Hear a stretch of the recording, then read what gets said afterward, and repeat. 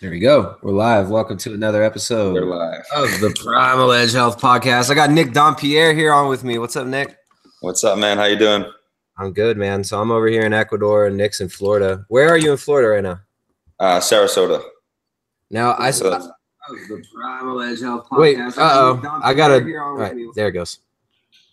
Take that off there.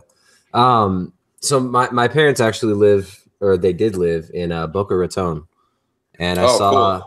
Yeah, I saw you either train or maybe you were skating in Boca Raton or something. Yeah, I was just down there. Nice. Yeah, there's like a funny. I remember I actually went to that. I think I went to that little park there. The one on the skating rink. Yeah, you have to wear a helmet, right? Actually, we didn't have to wear helmets there, but there's a park that's there that's like half indoor, half outdoor, and you have to wear helmets there. But I haven't gone there yet. Yeah, is it just you haven't gone just because you have to wear a helmet? Yeah, pretty much. How much trying to get me to go to the park, but I don't even like riding a dirt bike with a helmet. It's like it feels like I'm gonna like I'm off balance. You know, I can't like center myself with that big old thing on my head. So Nick, you used to be a pro skateboarder. Yes, sir. When did you start skating? I started skating at like the age of 12. Like this skate park opened up near my house, and I saw a bunch of kids skateboarding and stuff. And like I would always like ride my bike over there, and I was just like super interested in it. And then when I first started skating, like I didn't even own my own skateboard. I used to go to my cousin's house after school every day and like go to the garage, open the door, grab the skateboard, and go to the skate park all day long until it like got dark. And then I just got like, I was completely obsessed with it. I was so hooked, and I just wanted to get better and better. And so I skated and skated and just focused on that progression, and it pretty much got me to the level I was at. Let me pull up. I'm going to screen share real quick if it'll let me. Let's see. Sometimes Google Hangouts is weird with screen share. I'll show you guys some pictures and some clips of Nick skating. I'll just do desktop. Start screen share. All right, here we go. 14. Oh, man. What's up with that? 14. So that's 2 years after you started skating and you were already doing trips? Yeah, that was oh shit, where was I in that trip? I think I was actually in England at that time. I was skating for Fibro, and I was just like this little kid. Like I was obviously the littlest kid there, and I was on tour with like Dan Pencil, Aaron Susky, who else was there? Like John Hoisington. So they're all like pretty much corrupting me. Like I had like a little cross on, and they're writing like "fuck you" on my arm. So I think it's so funny. You're like this little like you Dompierre is your last name. You Italian? French. Yeah, you're French. Okay, Dompierre. Yeah, you just look like such a young, innocent kid, man. Like you can't tell if you're 10 or 14 there. Like yeah. Crazy. When'd you get your ears pierced there too, huh? Yeah, I did. So like, I mean, when people hear, oh, you're a professional skateboarder, I mean, people who haven't been involved with skating maybe think it's more like a athletic endeavor where it's like a little, you know, maybe a little bit more clean cut when you're a kid. But I mean, the whole skating lifestyle, probably not like the healthiest thing, right? Oh, absolutely not. It's like skaters don't care about health or nutrition. It's like they just want to skate. They don't care. They're grabbing something quick. Like I know this because I lived it. You know, I didn't care. Like I didn't make any like wise choices. I just grabbed whatever and just went skating. A bag of chips and a ghetto gallon. I'd be at the skate park all day long. Like it doesn't matter, you know. And it was like it almost like it didn't matter back then, just because our bodies are just so young and so healthy at that time, and we're not really exposed to like environmental toxins and all this bullshit, you know. We're just burning. You're fresh, man. You're 14 years old. Your body's tough as hell. Like you could throw that little, you could ragdoll yourself when you're 14 and get back up. For real, man. The recovery was crazy. You woke up and you're just ready to go all day long. And it's like now, like as you age, you get older, you're exposed to more, you know, bullshit that we have on this earth, you know, and it's like it takes a little bit to recover. For sure. I'll show you guys a little clip of let's see, I haven't watched this one yet. You got a little kickflip here, up it. Oh yeah. So you still got it. Damn. Yeah. That park right there, that's the first park that I ever skateboarded at. That was the very first park. Wow. Where is this? And so this was This was like a few months ago, right before like winter. Where is this park? That's in Fairhaven, Massachusetts, like one town over from like the actual city I live in, which is New Bedford, Mass. My parents used to live in Natick, so I Okay. visited them a couple times back, and this was back in like 2007, 2008 that I used to go visit that area. I love New England; it's beautiful. Maybe not to live there. The weather's a little cold in the winter, but yeah, that's the only downside about it. Is just when it gets like super cold, it's not fun. You know, skating the same indoor park over and over gets a little boring.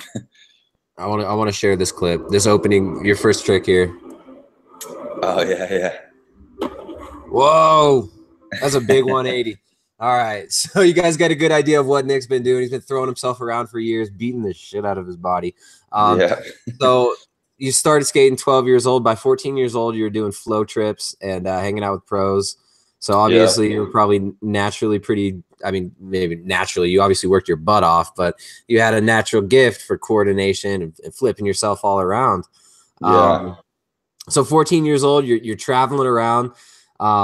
What's it like? I mean, you mentioned like just treating yourself like shit. Kind of, I think in the caption of one of your pictures, of that picture right there, you're talking about how, you know, the older guys are making you drink. You're like, yeah, you know, yeah, it was crazy, man. I was pretty corrupted. So there's this name in skateboarding called like flow trash, and that's basically like I was the actual original like first flow trash in skateboarding. So it's basically like where you're just getting flow product. You know, you're not you're not pro. You're just basically this little flow piece of shit that sleeps on the floor, that has to clean up the van, and they all kind of beat you up and pick on you. So I was that like little dude at the time, but it was super cool to just be on tour with like people I looked up to, and you know, I was basically living my dream, and just to be able to do that at such a young age was really cool, and it just kept me driven to be at the position that those other dudes were at. You know, like I wanted to be amateur,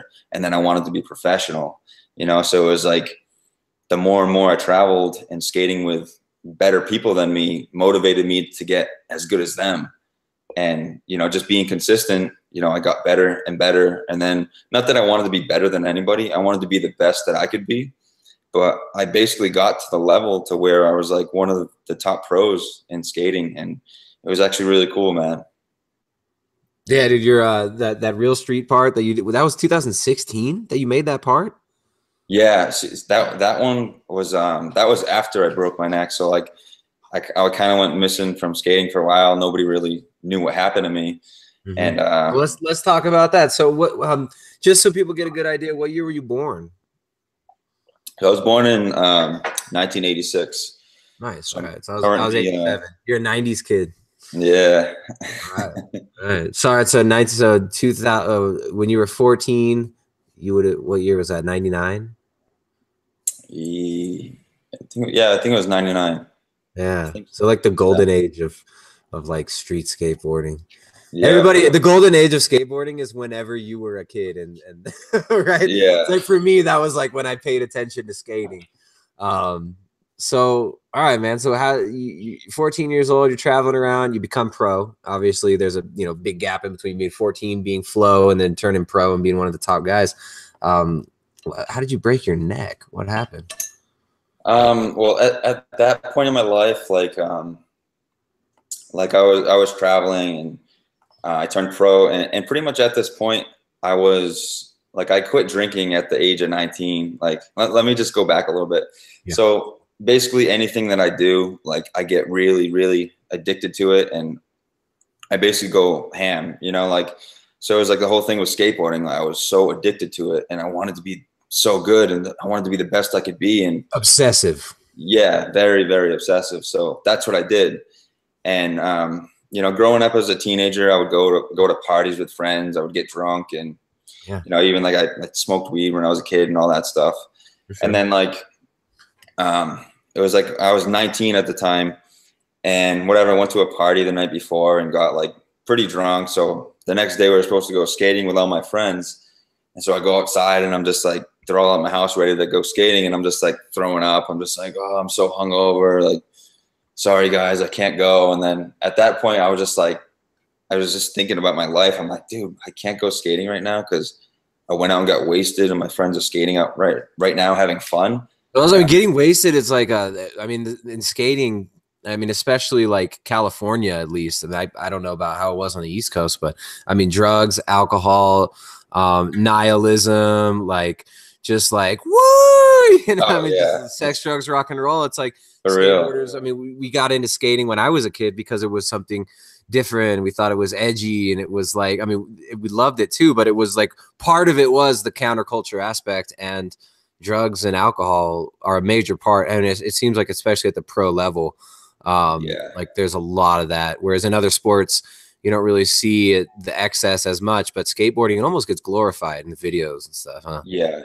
Yeah. It's like, it almost like it takes over, you know, because you're just living like this somewhat of a rock star life. And, you know, you're traveling all the time, you're going to different cities and states, and you basically feel like a rock star. And so you want to party, you know, and so we did. Yeah, right. Wherever you go, there's probably people like, hey, come party with us. Like, oh, what's up? Yeah. The team's here. Like, sure. Let's go. Let's do it. Like everyone wants to party with the pros and stuff. So, so anyway, like at the age of 19, I decided to quit drinking. And so from like 19 to 21, that's when I was basically in my prime for skateboarding. So that was like 2005, 2006 era. And that's when I turned pro. And that's when Did you go to school? Did you go to high school? I did go to high school. I went to a vocational school and took up carpentry. Nice. So I did graduate and all that. Like I did carpentry because I figured, I was like, oh yeah, I'll build skate ramps and stuff. Like, you know what I mean? I was just right?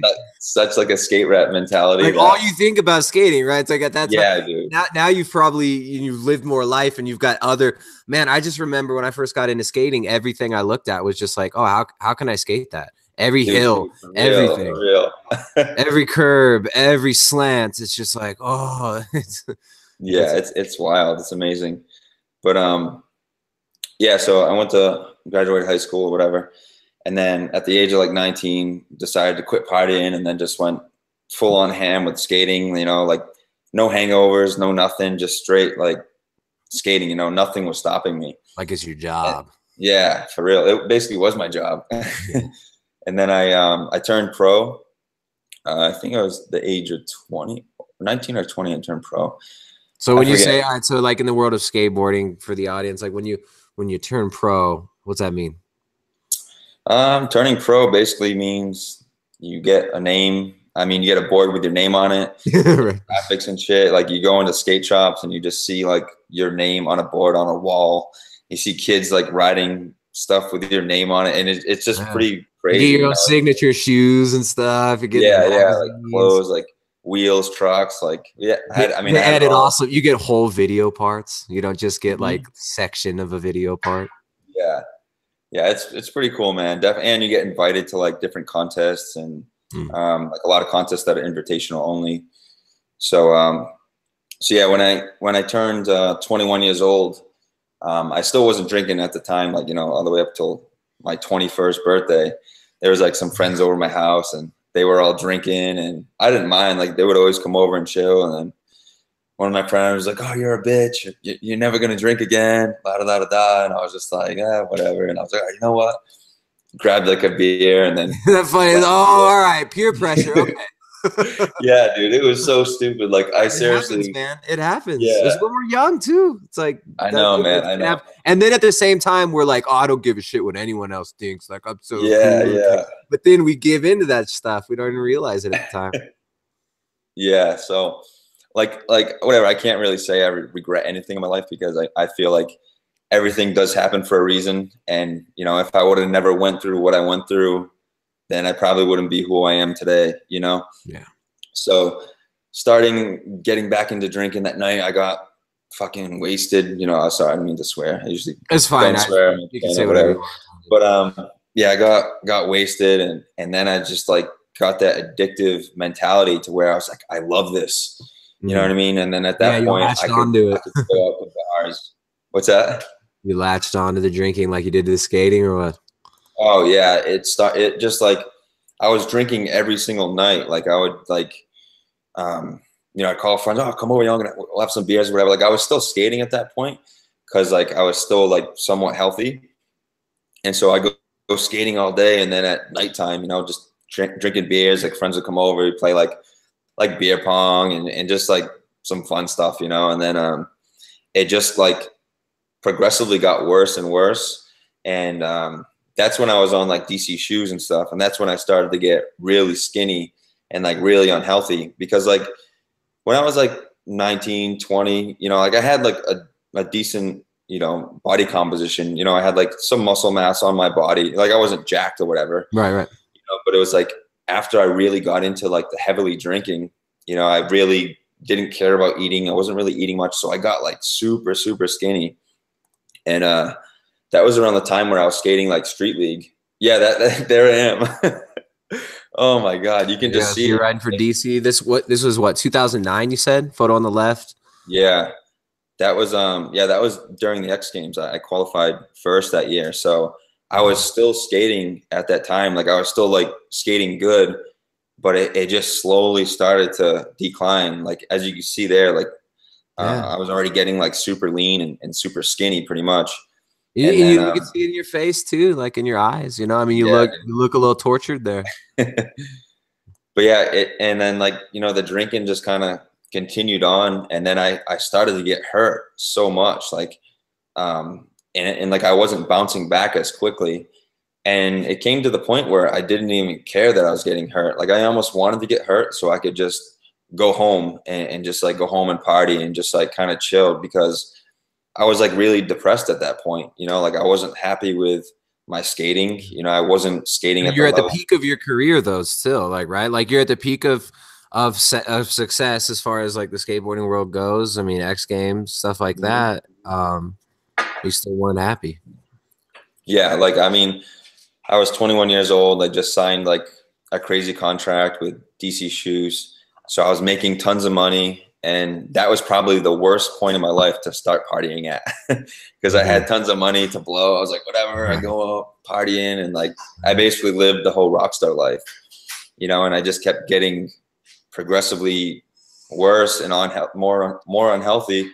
And then in 2011, I was it was actually the day after my, I think maybe like 26th birthday. So 2011, I forget what age I turned then or whatever. But yeah, I'm boating with a bunch of my friends. We're all drunk, we're all wasted.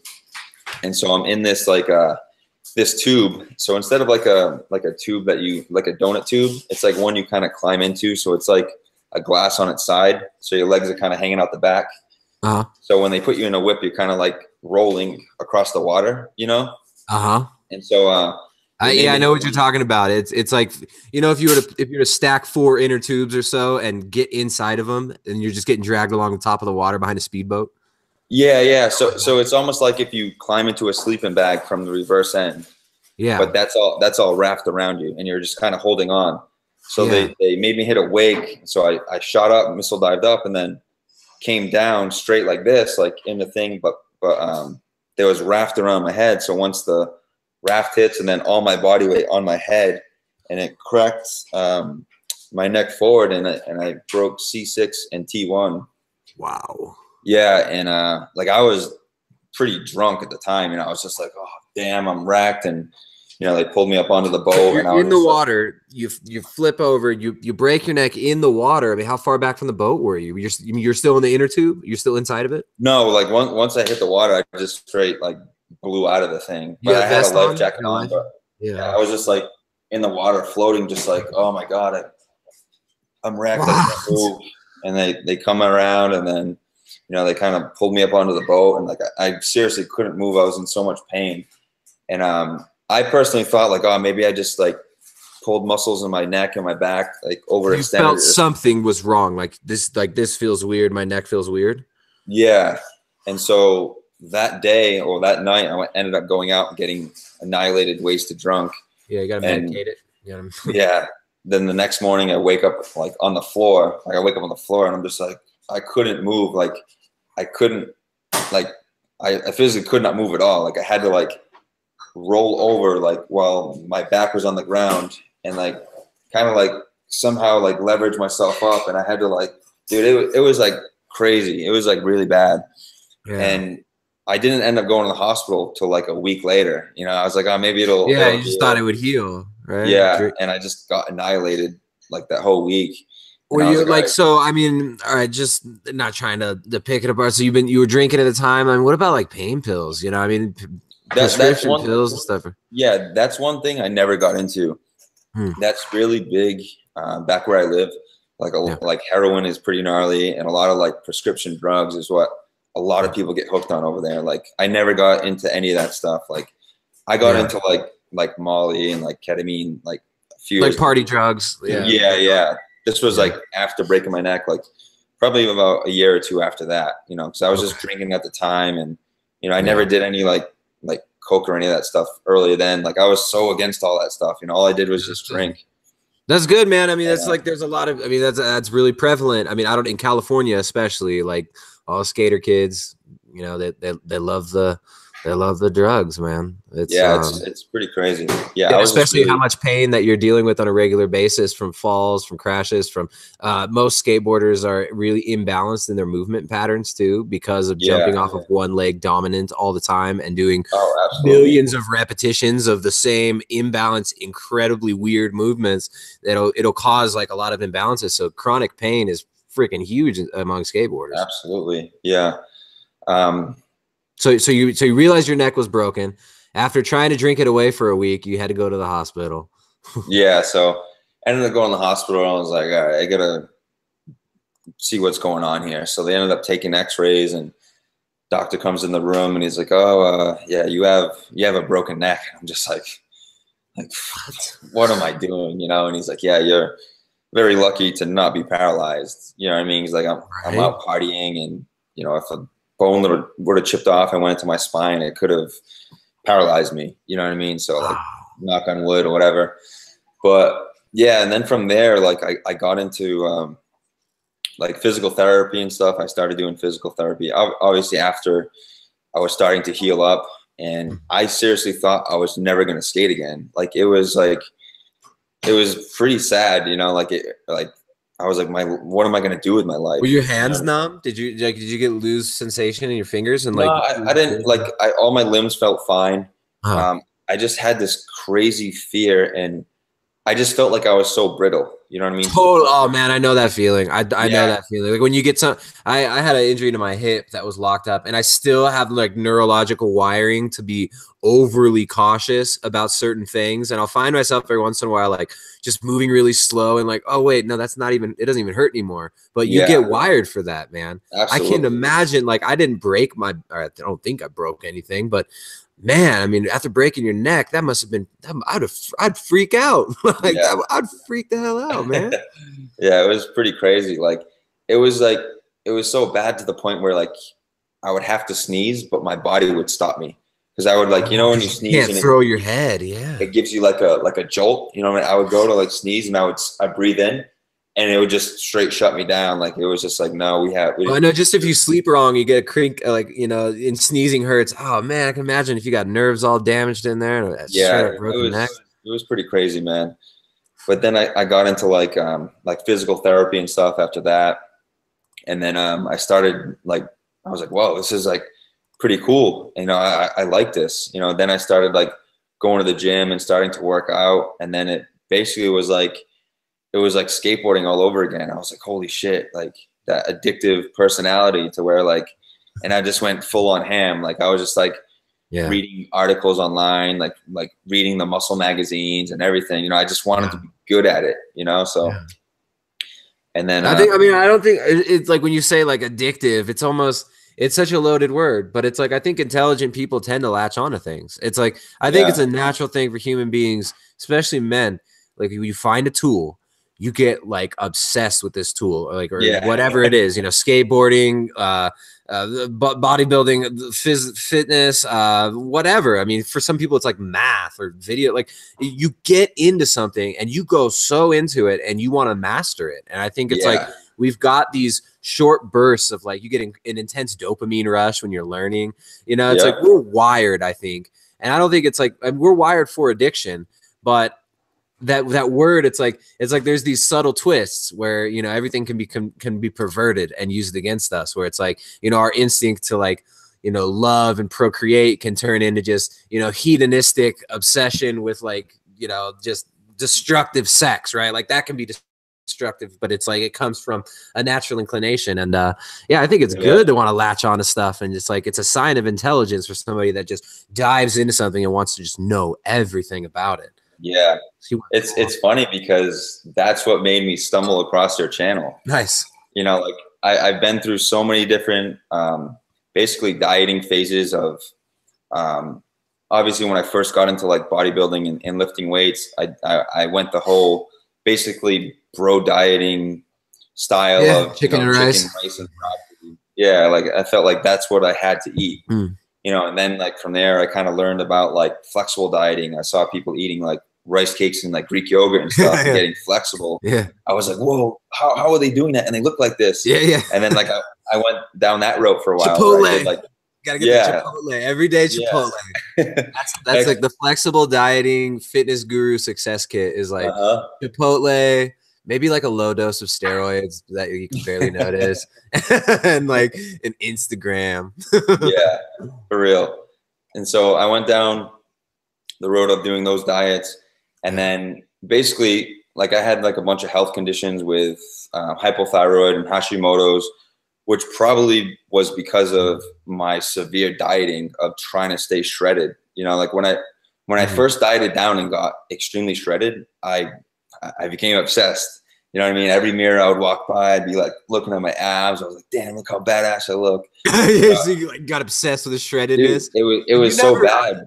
If you're obsessive like that, you never really see it for what it is. You always see it for what it should be. It's like you do a trick, you do a kickflip, and it's like, you know, maybe it felt pretty good, or like maybe it looked great and it was like the perfect, but it didn't feel exactly how you wanted it to feel. Or like you thought you would land with this foot a little bit more at an angle. It's like you can do it's so, I mean, and dude, once you turn that on your own body, oh man, that shit can get crazy. Right? Like you can be so shredded and you don't even know that it's like unhealthily shredded.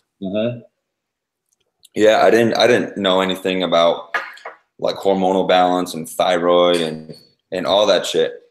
Like all that was important to me was hitting my macro targets, and I was gonna stay shredded. And it worked for so long.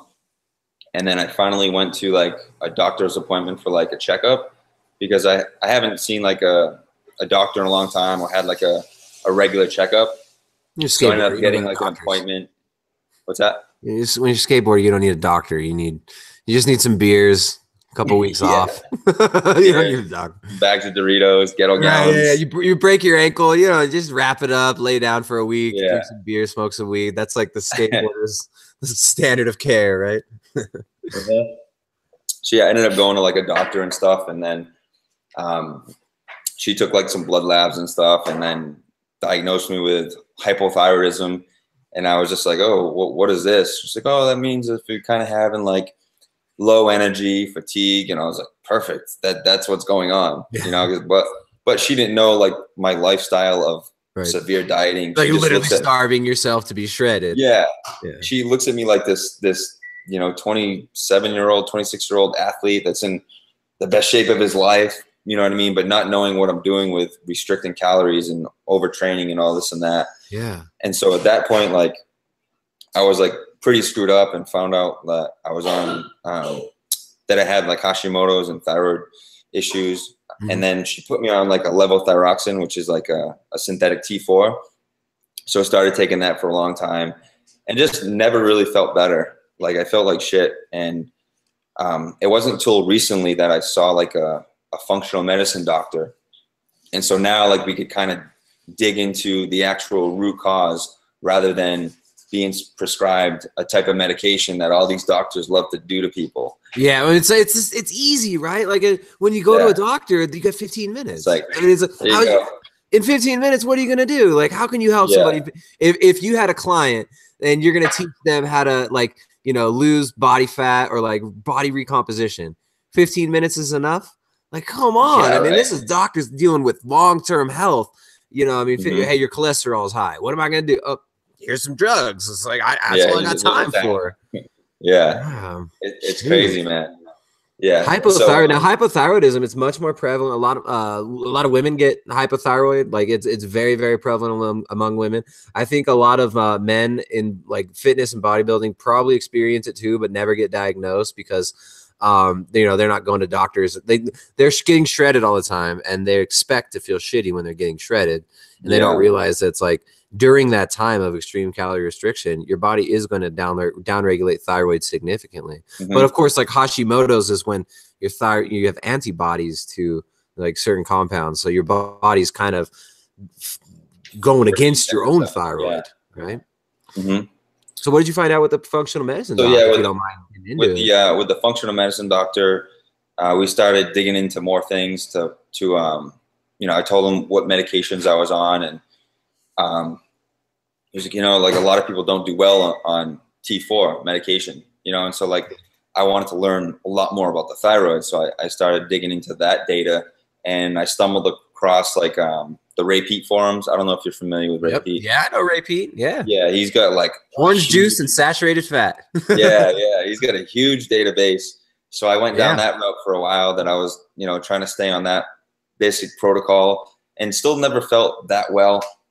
And so but better? Did you get some improvements? Slightly. I did feel a little bit better, but I just kind of still had that like fatigue. And so then with the functional medicine dude, he came up with the idea. Well, not the idea. He was just like, all right, well, since everything that we're pretty much doing isn't really working, we're going to take a stool sample test. So I was like, all right, so we can find out what's going on inside the body, inside your gut. So we ended up taking the stool sample test, and then my candida came back like crazy high. Yeah, and man. So it's like, what were you eating for breakfast when you were a kid? Like, I mean, you were born around the same time as me. I was eating Frosted Flakes, Lucky Charms. Like, I grew up on sugar. Yeah. And then beer when you're a teenager. It's like, that's not helping the situation at all. Yeah. Did you ever get this is gross. I used to get athlete's foot a lot when I was a kid. Yeah, I used to get that. Yeah. I used to get jock itch when I was like a teenager too. My balls would itch. I was just it was normal. I thought it was just like, that's how it is. Yeah. Yeah. I never got jock itch, but I would always get like athlete's foot from like just skating all day, being on the tour, skating multiple times throughout the day. Your feet get soaked, and then they dry, and then they get soaked again in the same socks. Yep. And then like you peel your socks off at the end of the day, and it kind of like rips them. And then like even like in the shower, I would like pee on my feet, because like I heard if you pee on your feet, that because they burn, dude. That stuff burns. Yeah. I remember I used to scratch my I would like take my shoe off and then take my finger and get him over my sock, and my sock is probably filled. It's so good, and I'd be like itching between my toes. Oh, it was gross. It hurt so bad, but it felt so good. You just isn't that the weirdest thing? What is that? Is that just the fungus trying to spread itself, and it's like sending these signals like, yeah, here you go. It like hijacks your hormones, and it makes it feel good when you're itching yourself. It's so weird. It was crazy. Like I think I found the best protocol to like get rid of athlete's foot. Like what I would do is like I would put the bath water on as hot as possible to the point where it's like then I would put my foot under it and like just let it like burn like crazy, and then I would pull it away, and then like it would kind of like pus up to where it was like like kind of like a pimple that had like some like basically like the infection was coming out of it. It would bubble to the top like an alien. Yeah. And then I would switch to the athlete's foot spray. It's like trying to find a new host. Oh man, that's crazy. Yeah, candida's gnarly, man. We don't realize like these imbalances in our gut and in our body, they can be systemic, and they can rob us of energy. I mean, we're just feeding the wrong bacteria can rob us of energy majorly. Mm-hmm. Oh man, yeah, it's basically your second brain. On Google and look up like candida, like man, Google doctoring for candidas. Oh man, quite the rabbit hole. Yeah, there's so much on there, dude. It's freaky. So it's like, so after going through that, finding out I had candida, I was like, all right, cool. Finally, maybe this is the root cause of why I feel like shit. And so then the doctor recommended I kind of do like a ketogenic style diet. So then here I go again with my addictive personality. I'm just want to learn as much as I can about the ketogenic diet and this and that. And I ended up stumbling across your channel, and then I binge watched all of your videos talking about the keto diet and everything. You're sick of seeing me at this time. Yeah, man. Like your content is great. You have pretty much some of the best content out there. It's really, really helpful. And I appreciate that, man. I appreciate that. Yeah. Thanks a lot. Definitely, man. So yeah, I used a lot of like what you spoke about too. And then, you know, I was starting to feel better, you know, but it was like, I felt good, like mentally, I felt amazing. My brain function was so clear. And then, but just like my fatigue level of trying to like train hard and skate, it was just like, I didn't have like the gas for it. For sure. You know, it was very hard to try to strength train and skate at the same time. But how often were you skating at the time? Well, this is kind of recent that I started doing the keto diet. So this, like, I started doing it around like December. I mean, November-ish. So I did it for like almost 2 months, and I felt good, like brain function wise. Like I felt like so clear, and I was like, whoa, like I feel amazing. Like I felt like I wanted to feel like upstairs, you know, but it was almost like my training was just kind of like, I was getting stronger. Like it did take a little bit to adapt to it. And the first like week and a half was really tough. It was like, fuck, like it's I'm terrible. just like, oh my God, I want to eat carbs, you know? But once you get over that hump, it's like, you don't really get hungry. You're just chilling. You're like, I'm good. Like, I feel good, you know? It's almost hard to like maintain weight, right? So it's like, if you're not trying to get super lean and your body wants to be pretty lean, like you've grown up relatively lean, even though you've had like what, you know, health challenges and stuff, you know, being obese was never an issue. You're dealing with other stuff. But yeah, keto can make it really easy to like just not be hungry and thus undereat. And if you're trying to make muscle gains, which I see like, dude, in the last year, you've made like insane gains just in the last few months. When you look at like the progression on Instagram, keto can definitely make it much harder to gain weight. Yeah, definitely. Because you're not hungry, and it's like, you're almost like force feeding yourself when you're even not bulking, you know, when you're just trying to maintain. It's like, you kind of feel like you're bulking because you have to consume calories when you're not even hungry. Yeah, well, and then all right, so with skating, so you're doing, and plus lifting, so you've got a relatively intense workout, probably. I mean, I see how the gains you've made, so I assume your workouts, so you're busting your ass, and because of how you skate, you probably put the same intensity into lifting. So you're doing that, you're losing water weight, you're sweating out a lot of sodium, magnesium, potassium, and then you're going and you're skating, which is like very glycolytic, right? So you're doing little sprints and highly controlled, very like where you have to get really tense at times. Explosive, yeah. So it's like very, very controlled. You're like, it's almost, I mean, I guess you could consider it like a HIIT workout, basically. Like skating is like high intensity interval training where you're doing 20 seconds of full blast output and then maybe taking a break for a few minutes.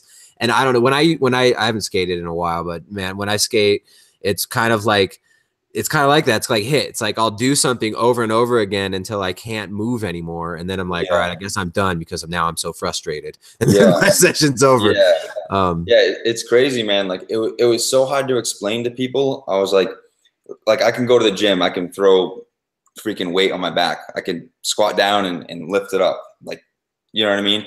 But it was like when it came time to skate, like I could push, I could cruise around, and like I felt great. But right when I would bend down to ollie and get explosive, it was almost like there was no spark. And I was like, I can't, like, what's going on? Like, you know what I mean? Like, am I like that glycogen depleted, or is how low were your carbs? It's like, you probably at that time, if you're skating and lifting, you probably do like 100, 200 grams of carbs and be like basically where I'm at in ketosis from a more mellow lifestyle where I'm not doing high intensity training all the time, like maybe 50 grams of carbs for me. Whereas like 150 for you might be like a good range where you're probably mildly ketotic, right? So it's like, it could have been like just a case of even like, you know, just over restriction of carbs, because I mean, you're a professional athlete level skateboarder doing high intensity training plus, you know, lifting weights all the time, which is pretty intense too. Like and that. Being hypothyroid. right. And having a proclivity to hypothyroid and lower energy from hypothyroid. Yeah, it's been a challenge, but I feel like I'm kind of figuring things out and slowly getting better, and just my quality of life is really improving, which I'm really stoked about. So So now you're kind of like, you do some keto, like I've seen like in your food posts and stuff. You do some keto style stuff and then you're bulking, right? Like you're on a major bulk right now. Yeah. I'm basically, well, pretty much I did keto for like that 8-week period. And then I started playing around with having like a massive refeed / cheat meal, like once per week, where I was just like, you know what, I'm going to eat what I want. I don't care. Like I would have like pizza. I would have like shit food that I never normally eat, but I wanted to do it for fun to see like what effects it would have on my body. Yeah. You know, so I would cheat pretty hard once per week and then go back to keto during the week. And then like the first 2 days, 3 days after the cheat meals, like my trainings would be great. My skating would be a little bit better. And then by like Thursday or Friday, I'm just so just like, oh my God, like I just felt like I need those carbs again. Your body runs out of glycogen. Yeah. So like it was cyclical very hard. Keto can be brutal, man. That can be a brutal cycle of like in and out, in and out. It can be really hard. A better way to maybe go about it, if you're ever, you know, I mean, I don't know, like once you're done bulking, if you ever want to play with the something different, you might want to try doing more carbohydrates just around training, right? Like rather than you know, 50 grams of carbs before you skate, like just quick absorbing carbs, like whatever, a donut or something before you skate. Yeah. That's what I've been doing. I know. That's what I see. Like you do like crushing a dozen donuts on your bulk face. Yeah, dude. Oh my God. Like lately, well, not lately, like when I came out to Florida and stuff, and I was staying with my buddy, Nathan Figueroa, which he's like a big food challenge dude. Like he does like gnarly stuff. And then we ended up just doing like a full blown cheat day. So it was like from morning till night, we just ate tons and tons of food. And I mean, by like the nighttime, I was just like, so like carb dazed out to the point where I was like, I didn't want to eat anymore. And I was just like, oh man. And like, it made like really epic content for the channel. Like, cause people love watching that shit, you know? People love it. People love watching crazy days of eating. Yeah. Like, I'm gonna eat 10,000 calories of donuts or something. Like, people love it. Like it was crazy. So like that seriously just drove my channel like within the last couple of weeks from like 9.7 thousand to like 13,000 followers. So it just like, for those of you who don't know, his channel is Nick Dompierre, Dompierre. You got to check out his channel. He's got a lot of good content. Nick Dompierre. Thank you, man. I'll put a link in the description of this video too. But yeah, so I was just doing like those cheat days, like once per week. And now I'm basically all throughout the week, you know, I am consuming carbs, but it comes from like sweet potatoes, bananas, kind of more like complex, whole, good carbs. And usually pre-training, I'll have like a donut, you know, just some fast sugar. And that's it, you know, and like I try to keep my diet as clean as I can and as micronutrient dense as I can. And then, you know, just basically either doing like one food challenge or like one cheat day per week to make great content and to just eat what I want. Nice. To have that balance. You're on a big bulk. How much have you gained over the last few months? I said like one of the pictures you put up was like a before and after of like when you were real shredded, and then right now, and your shoulder looks bigger than your head. Like at right now. Like you look so big, and like obviously it's not all just muscle. When you do bulk, you put on some fat. But dude, I mean, you were so shredded before. It probably feels good to put a little bit back, a little fat back. Oh my God, definitely. And I feel like that's what made me feel the best. Like finally being able to get away from that sick mindset of trying to stay shredded. It's extremely unhealthy, and I did it for like the past 3 years of my life. You know, I was obsessed with it, and I felt like dog shit. And it's like now that I'm finally allowing my body to be in a surplus, put on some healthy body fat, and, you know, basically probably allowing my hormones to come back, you know, thyroid production, all that. And it's just like I'm feeling so much better. I'm feeling like I want to do more things. I feel more clear. Like I'm able to have like good conversations to where I don't get like brain farts where I'm like, wait, what was I saying? You know, what were we just talking about? Yeah. Yeah, it's crazy, man. So it's like finally allowing that. And I think in December, I was like towards like Christmas, I think I was down to like 188 pounds. That was on keto.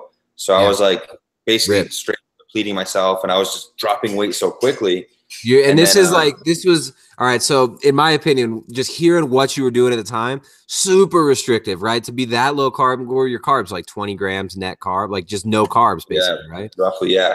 So you had the carbs real low, and we're doing basically professional athlete level training because you're doing weight training plus HIIT. I mean, how often were you skating? You were probably skating all the time. Yeah, I wasn't skating that much. I was probably like 2 or 3 times per week. Okay. But not skating at the level that I could. My body wasn't allowing me to. You know, I would basically like run out of energy within like 40 minutes of skating. I'm like, all right, I'm done, you know? Right. So it's like, and you were probably on a shredding diet. So you're probably eating protein and probably not even, you know, maybe not even enough fat to fuel what you were doing because you're staying so shredded. Yeah. It's funny because like a lot of the audience, they're probably looking to lose body fat, and people don't realize it's like there's an entire spectrum of experience, right? There's an entire spectrum of people dealing with body composition issues. And when you like being super shredded can be just as unhealthy as being fat. Like people don't realize this. Like it's not healthy to look like, you know, like 3% body fat and have veins popping out of every half inch of your body. You don't feel good. And it's really not that healthy. No, not at all, man. And it's like being, now that I'm involved in like the whole fitness industry and just seeing how it is, it's just like, it's such bullshit what gets promoted. You know what I mean? You go to these fitness expos and you see your favorite fitness athlete that's shredded to the bone year round, and he's feeling good. He's saying hi to his fans. He's getting stronger. And it's like, he's also taking some thyroid hormone, also taking some testosterone, maybe a little human growth hormone. It's like, people get that shredded. Your hormones are not right. It's like, there's a certain point where when I get super lean, I don't feel as good, right? Like around where I'm at right now, this is probably as lean as I'd like to be. Yeah. You know, it's like super shredded. It just doesn't feel good, and it's not healthy. I mean, your sex drive goes down because your testosterone's so low. It's not a good long-term strategy. And like the fitness industry, you're right, man. It's crazy. Like there's a lot of nonsense. Yeah. I feel like my very first dieting phase ruined my last relationship. Oh yeah. What happened? You go crazy.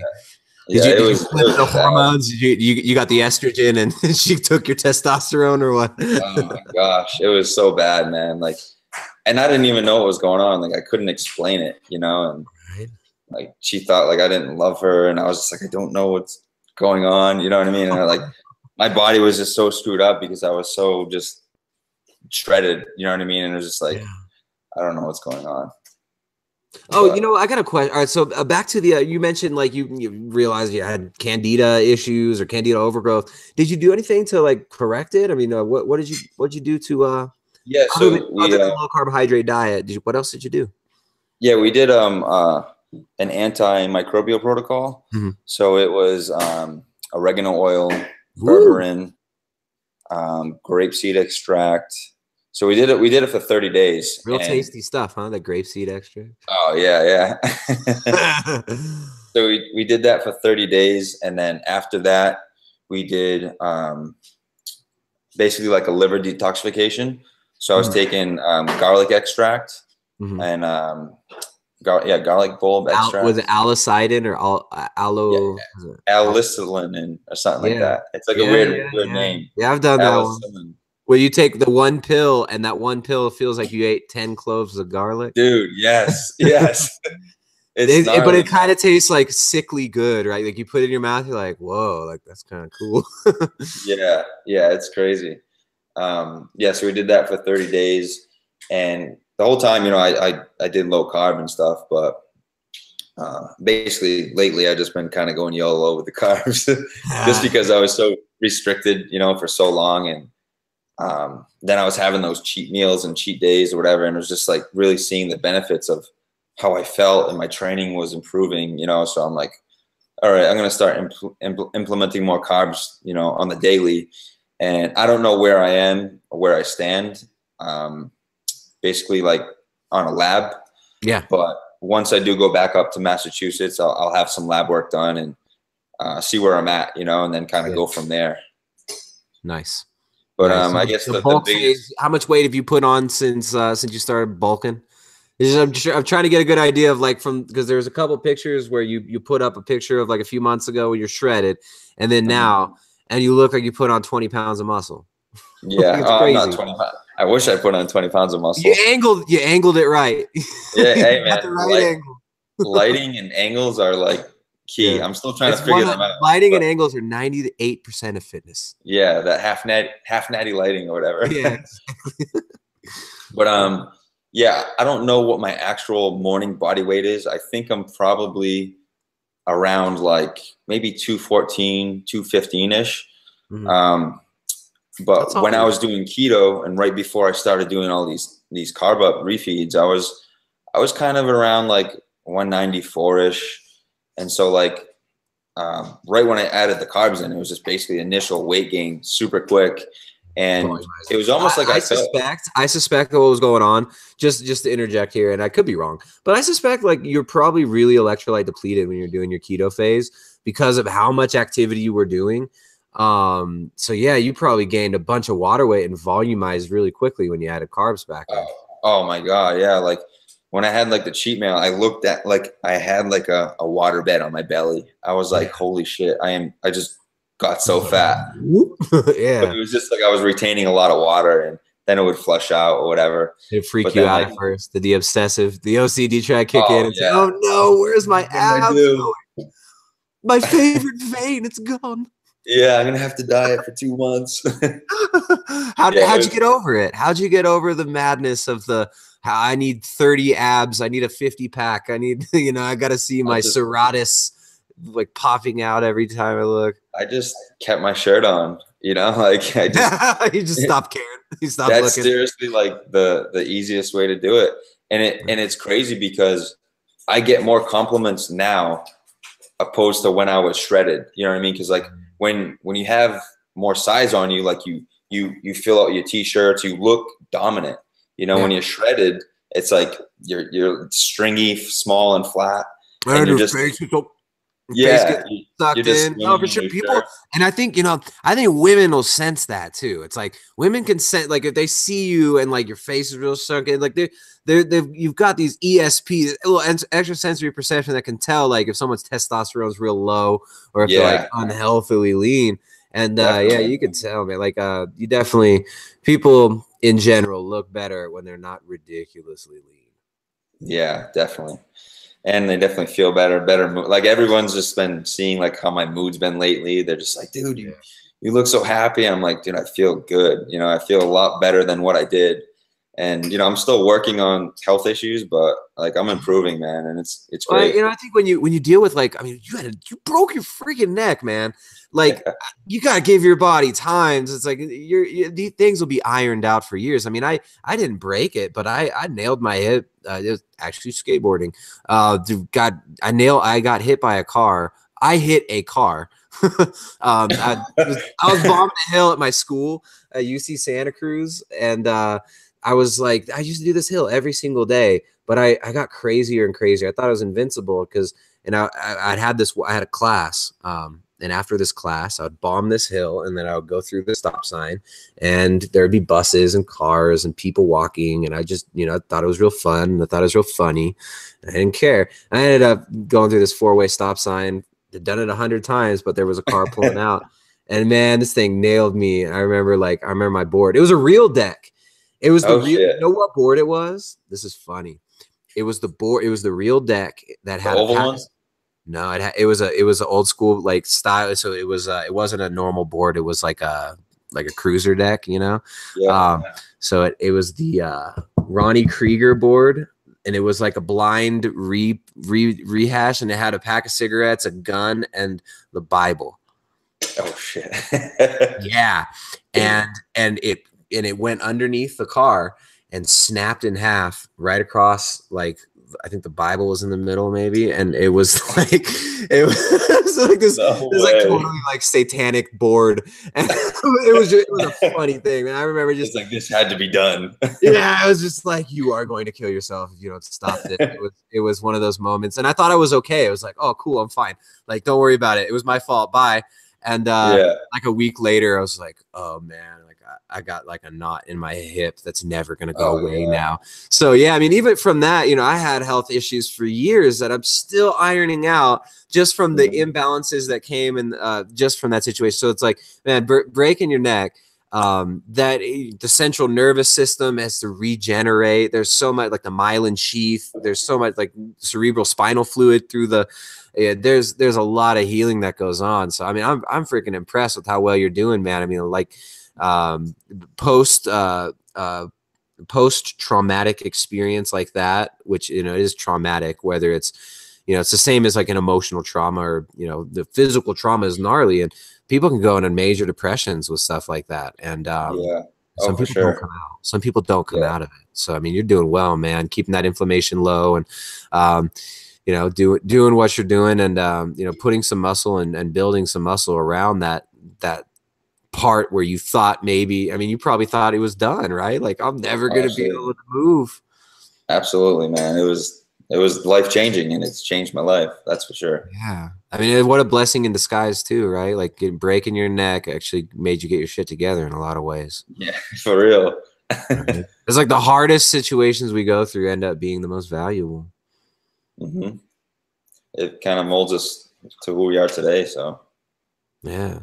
So now, you've been bulking, you've been power building, you call it. What is what's your training been looking like lately? I train 4 days per week. So I train Monday, Tuesday. I'm off Wednesday, and then I train Thursday and Friday, and then I'm off Saturday and Sunday. So it's basically main compound focused. So I'll do an upper body one day. So during this phase, the main compound for the upper body one day will be like incline bench press. And then I always train antagonist muscle groups. So I'll train incline bench and say I'll rest for 2 minutes and then I'll hit some weighted chin-ups and I'll kind of go back and forth for like 5 or 6 total sets depending on the amount of volume I'm hitting. And then I'll do like some accessory work. And then for the lower body one day, it'll be either squat or deadlift focused. And so I just kind of alternate the main compounds, but that's basically what my training's based around. Wait, so weighted chins and then 2 days later you can deadlift? Yeah. So it'll be like either I couldn't recover from that. Like weighted chins would put me out for like 3 days. I wouldn't be able to deadlift. Yeah. Well, I'm doing it so frequently. Like I'm doing weighted pull-ups and weighted chin-ups twice per week. Wow. That's why your back got so huge. Mm-hmm. And it's like, that's my main, that's basically my bread and butter for my back training, the chin up, you can't beat it, either like a barbell row or something, but like, I think it's a healthier movement. The chin up's a much healthier movement in general for like, just dynamically, like, hey, I love deadlifts.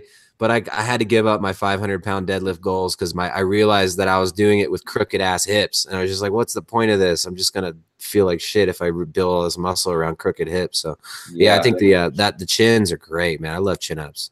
I'm gonna have to start doing some chin ups now in honor of Nick. Yeah, man. Yes.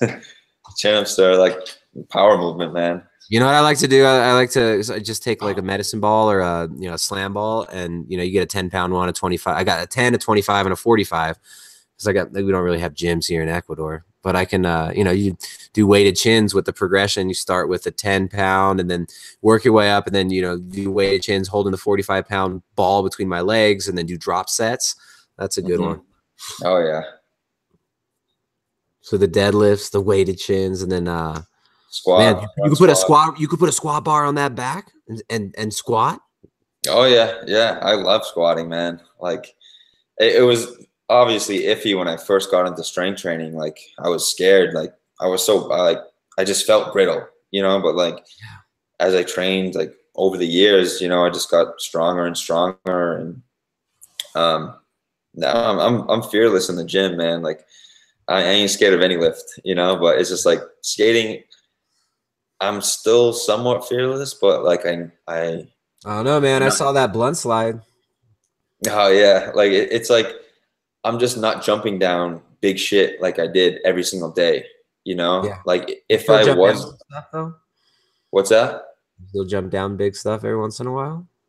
I mean, I can if it's like a new spot or if it's like something I'm stoked to skate, which is very hard to come by, you know, and I'm always going to the same skate spots here and there. It's like, Yeah. It's like, how do I top what I've done? You know, like, especially, right. Is it hard? Is it hard to like to go back and you're like knowing that you're not going to, you know, probably get to that level unless you decide to give your whole life to it again? Does that make it hard to even skate at all?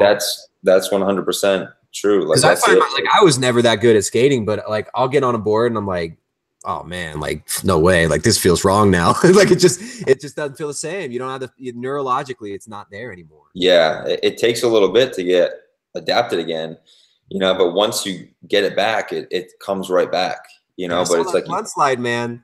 That front. Thanks, man. Yeah, it was fun. I was stoked, and it's like a lot of people want to see me like film another video part, which I want to do, but it's like my life has completely changed, and it's like skateboarding doesn't pay my bills like it did, you know. It's like it's almost like I have fun doing it, you know, and like every time I go skating, I try to at least film a trick for like IG or whatever, because you know people like to watch me skating, and it feels good to film a clip, you know, post it, and you get the engagement to where, oh, we want more, and it just hypes me up to want to skate more, you know. But it's like strength training is a huge part of my life now, you know, and it's like for me to recover from the training that I'm doing, it's very hard to balance that with skating, you know. Like I can still skate like a couple times a week, but like after like a crazy heavy squat or deadlift session, it's like you're pretty smoked. Right. No, totally. For like 3 days, man, you start bending over, you're like, oh, just do a little, I'm gonna ollie. And it's like, oh, that's bored. Never mind. I'm just gonna stand.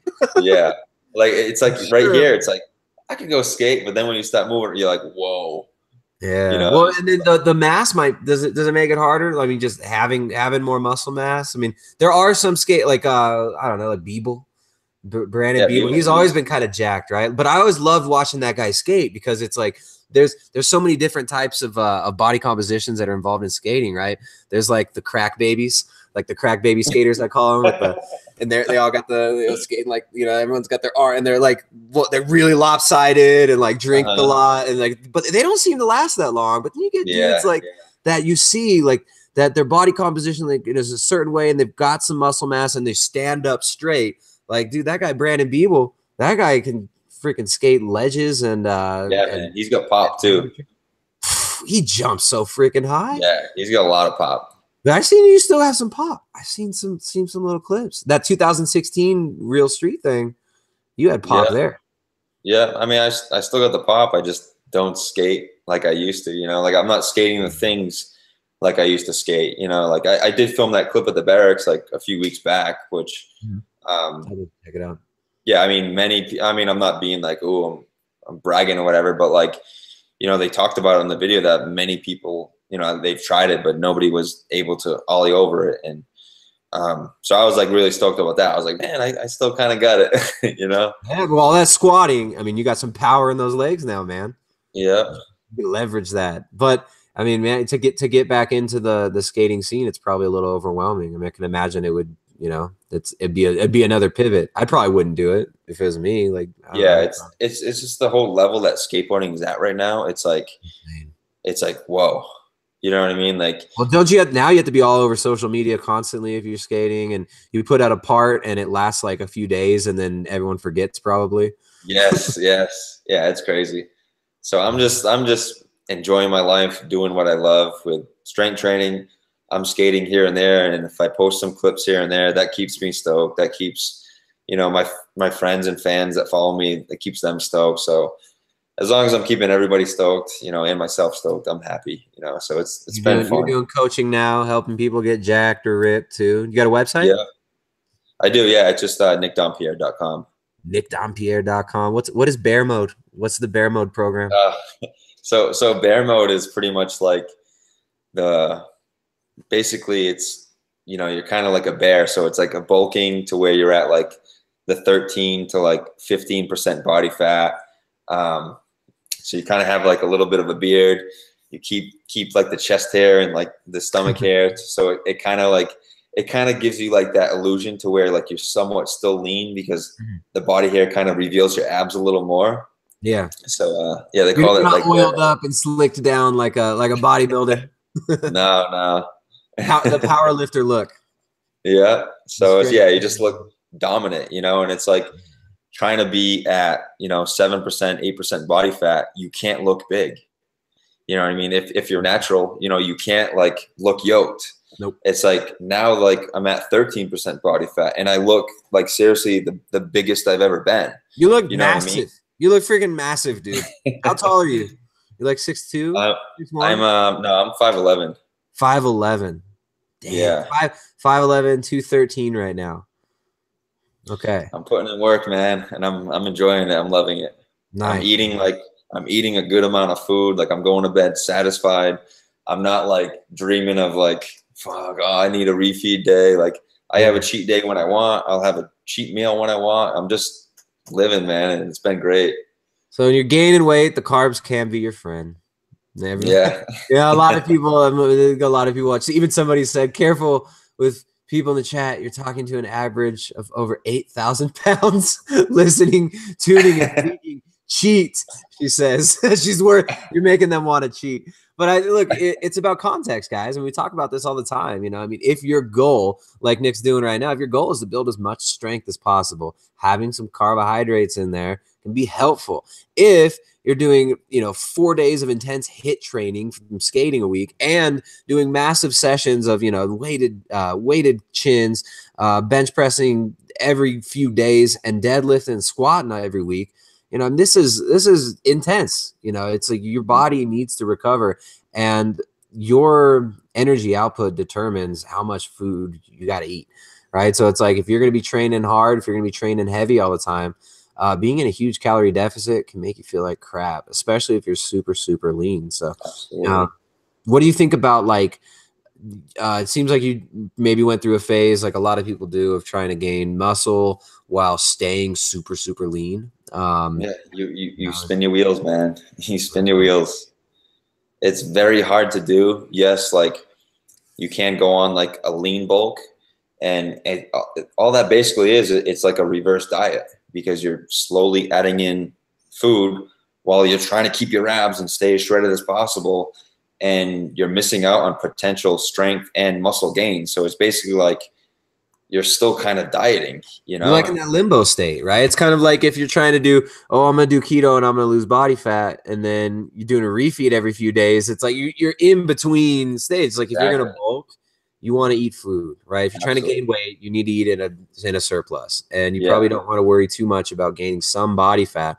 But this depends on context too. It's like if you another thing, like just to throw this out there, if you got 100 pounds to lose, then you can put on muscle and lose fat at the same time. But if you're shredded your whole life, if you're like Nick and you grew up really lean, you grew up an athlete, then, trying to stay super lean while building muscle, it's just can be very difficult. So different contexts require different approaches. Absolutely, man. Nice, man. So bear mode, how long are you going to continue on the bear mode? You got a goal?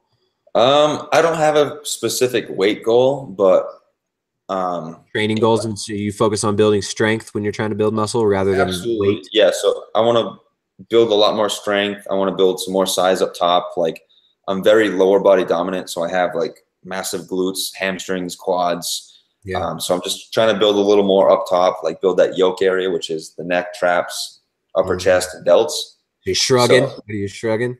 Oh yeah, I'm doing heavy rack pulls, shrugging, all that. So nice. Yeah, working on bringing up the whole yoke area, and pretty much trying to, man. You got to protect your neck now. Yeah, bro. I know it's all healed up, but yeah, we need a little more mass around there. yeah. Some nice cushion. Yeah, definitely. But yeah, if I can just kind of somewhat maintain this level of conditioning to where like I'm not getting way too fluffy, obviously I'm not restricting calories whatsoever. I'm eating a good amount, but if I can still somewhat keep my face somewhat leaner, for like the modeling stuff that I do, and not get like crazy full blown overbulked, you know what I mean? Which I'm doing pretty well, controlling it. And, I'm still eating a very good amount, and strength is going up, size is going up, and just basically being patient pretty much. And nice. I think it's a really cool thing. A lot of people, when they want to build muscle, they're focused on their perception of, oh, am I looking bigger? Or if they're trying to lose weight, they're thinking of, oh, am I looking leaner? And like we talked about earlier, lighting, angles, all this stuff. It's like you can stand in your bathroom at the wrong time of day and the light's coming in through the window and it makes you look fatter and you're like, it's not working. But absolutely. I mean, it's so subjective. And if you're trying to build muscle, I think Nick's right on with it. Just like focus on putting on strength, right? It's like if focusing on strength training, especially newbies, right? Like if, you know, the ladies getting in the gym for the first time, you're not going to see gains. Like you're not going to see changes. Even like looking at yourself in the mirror every damn day for a year, you don't notice it because you see yourself every damn day for that whole year. So focusing on strength just allows us to kind of have a metric and have goals that we're shooting for, that we can be hitting, and it's fun and it's entertaining. And it's not so subjective. You're not constantly picking yourself apart in the mirror of like, is this working? Is it not? Oh, maybe I got to change. Maybe I'm going to cut now because I look too fat. Or it's just like there's so much nonsense when people are trying to get fit. And there's so much confusing, conflicting information out there that, yeah, I think that just focusing on strength is a great idea. You got any other tips? Any other tips for people trying to get their lives together and build some muscle or lose fat? What are some of your? Be patient and be consistent. Those two things go hand in hand, whether you're dieting or trying to gain size. You got to be patient and you got to be consistent with a diet. Like diet is super important. I'm sure they learn a lot from you because you have great content, and you know, consistency is very important. And basically you want to enjoy the process too.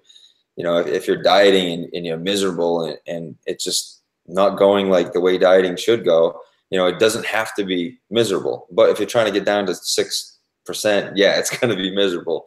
But nobody has to get happy, and you're going to lose your girlfriend when you get there.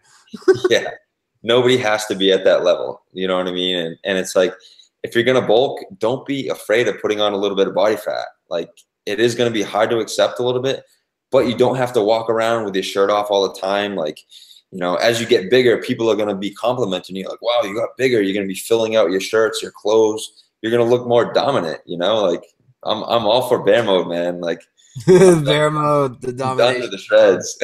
You grew up shredded. You grew up like you see the old pictures. You've been shredded.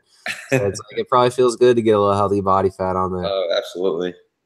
Nice, man. So you went from a skinny skater kid at times, sickly, using the booze way too much, to turn your life around after breaking your freaking neck. And now you're coaching people. You got your YouTube channel, and you're doing good things out there. So thanks for sharing your story, man. This has been really awesome. Thank you for having me. I'm super stoked to be part of this podcast because it was just cool just to watch your content and learn from you, and then you reach out to me to be part of your podcast. So a big thank you to you. Like I saw the other week, like you hop on Instagram, see what's going on. It was like there was a name. It was like Nick Dompierre. I was like, I know a guy named Nick Dompierre. Not that I knew you, but I just like remembered your name. So then I clicked on your thing. It's like, yeah, this is that guy. And it was like, oh, rad. Like this dude liked my picture, followed me on Instagram. So I followed you and realized that you're like, you know, all into health. And I think it's really cool, man, because there's so many, like the skateboarding world. It's a really big thing. It's kind of underground, I guess. Like, I don't even know. Like, it's kind of mainstream now sometimes, but it depends on who you ask. But there's not too many people that, at least when I grew up, that were into skating and actually took care of themselves. But I mean, seeing dudes like Nick, even, you know what, like, can we let's talk about some, are there any other skateboarders that you know take care of themselves? I'll throw a few names out there of dudes that I think are probably healthy. Day1, dude. Day1 Song. That guy's got to be on some like health stuff. That guy is so freaking crazy with the stuff that he does. I think he's undercover jacked underneath that shirt. Yeah, he's gnarly, man. You're a skate with Day1? Yeah, he's like one of the most talented people in the world. It's unbelievable how much balance that guy has and how loose his trucks are. How loose his trucks are. He takes the bushing out. They just jingle. Yeah. It's crazy, bro. Crazy. Someone mentioned Neen Williams. Yeah, Neen is actually Neen has a YouTube channel as well. So if you can plug his channel, like I think it's just Neen Williams or something, but he's like doing a lot of like recipe videos, like healthy stuff. So I think that'd be really cool for people to check out. Man. I hope the little skater kids of the new generation coming up like takes note. You know, I mean that is. Someone mentioned Beeble too. I talked about Beeble earlier. I love watching Beeble skate. Yeah, he's awesome. Nice. So who else? Who else takes care of themselves in the skateboarding world that you know of? Like I'm not really like too in contact with like all the skaters. Like I see them on Instagram and, you know, like their photos, comment, just show them support. But, you know, I'm not like in the game like I was like skating with them all the time. So Chase from the Barracks, you know, Chase, the filmer. Okay. Yeah. He's been getting on a health kick and like working out and stuff. And he's been gaining some size, and he's just been trying to be a little bit better about his diet, but he's working on it. So he's getting up in the mix. It's spreading. See, you're influencing people. You don't even know you're influencing all kinds of people just through what you're doing, man. Right on. So Nick's page, if you look at if you want to check out Nick's YouTube, it is Nick Dompierre, Dompierre. Somebody mentioned real rider Zion Wright getting on his health grind. Zion's gnarly. Zion, that's a cool name. As if all these little skater kids, they've got like hippie parents who give them cool names. Yeah. Oh, definitely. I wish I had a cool name. I just got, you know, like, Raven Tershishi. Yeah, he's gnarly too, man. Damn. I used to see that kid skate in Santa Cruz at the park, and in this bowl that I wouldn't ever skate because it was huge, and I'd never liked skating transition like that. But man, they just be flying in and out of this bowl. That guy is. Someone said Mike V. Mike V. Dude, is Mike V still skating? What's he doing? I'm not sure. I mean, I haven't seen much, but I don't think like about all these names I haven't thought about in years. It's crazy. I'm sure he could still rip though. That's for sure. Right. I remember when I was a kid and I thought Mike V was like this crazy guy. Right? I remember those videos where he like got in those fights, hockey players and stuff, or something. Yeah. Beat up like 3 guys. He was crazy. Yeah. That DMX song would start playing. You got any favorite parts? Any favorite skaters? Any favorite parts from man, Dennis Busenitz. Oh yeah, Busenitz. Dude, he is like being able to go on tour with that guy and skating with him at demos was like the best. Like he is just like a madman.